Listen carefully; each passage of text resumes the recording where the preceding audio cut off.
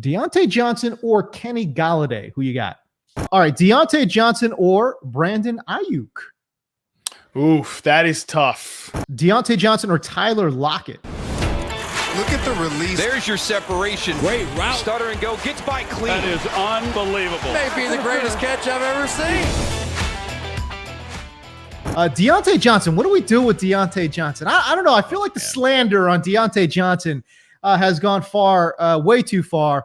Should we talk good or should we talk about should we just get into the drops thing right away? I don't think drops matter that much, but sometimes they matter a lot. And that's kind of sort of where Diontae was last year. He had a ton of drops last year, and some of them were really bad in some really high leverage, situations too. Well, specifically with Diontae Johnson, this has been my thing with drops all along, is that I don't think we are very good about weighting these specific negative moments. I wrote the piece on my old site, Backyard Banter, all those years ago about how drops are basically just a big negativity bias. The Steelers were in prime time so often last year. I mean, I am not invested in, I could not care less about whether the Steelers are a good team, but I dreaded watching every Steelers primetime game because I knew Diontae was going to have one or two clank off his hands on a slant route over the middle of the field, which, by the way,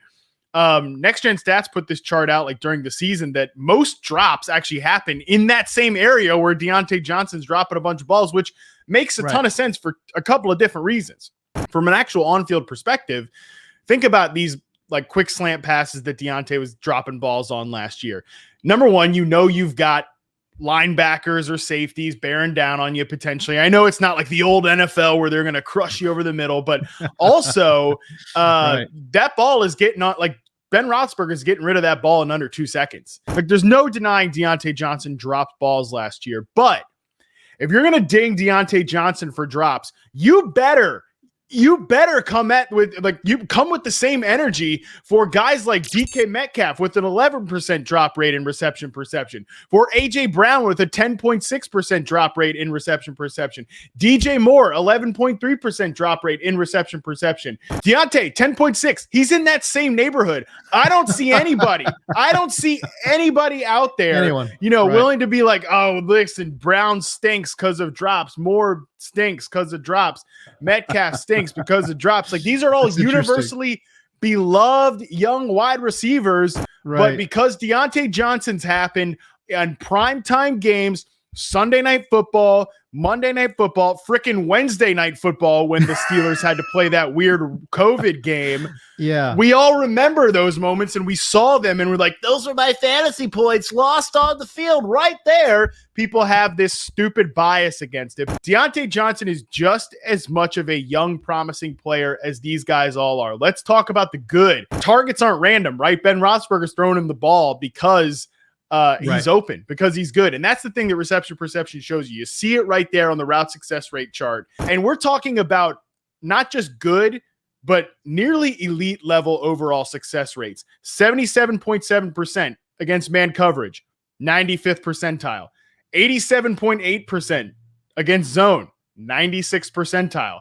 76.9 against press, 86th percentile. And that was all. He also had this is an improvement on what he did as a rookie. There are stats like yards per target or whatever, and people think that's a receiver stat. Shut up. Johnson is just as promising as a developing number one receiver as those guys are. End rant.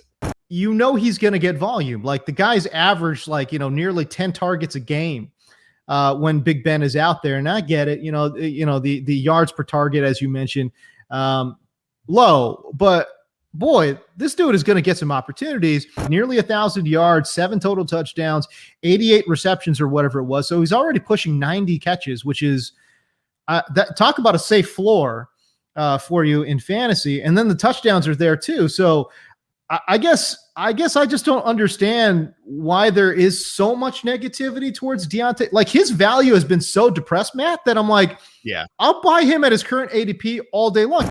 I think there's some trepidation around Diontae and just the Steelers in general because of Roethlisberger being back. But they did fire their offensive coordinator, Randy Finker. They're going to be bringing in Matt Canada as the offensive coordinator. I actually think Matt Canada has some progressive ideas when it comes to offense, whether it's about motion, some play action concepts. We'll see if Ben fits in to that. He's just such an unknown too, because Ben's also out there saying, like, I don't want to make excuses, but I was coming off elbow surgery last year. No excuses, but that is Ben. That is an excuse. It's just going to look like a very different offense than what it was last year, but who cares? That's probably a good thing. We probably don't want it to look like that little pop gun offense that it was last year. And I think Diontae Johnson, as reception perception shows you, can be a number one receiver in any type of offense. Like, these guys that get open like this, they don't just wash out of the league. It's just not going to happen.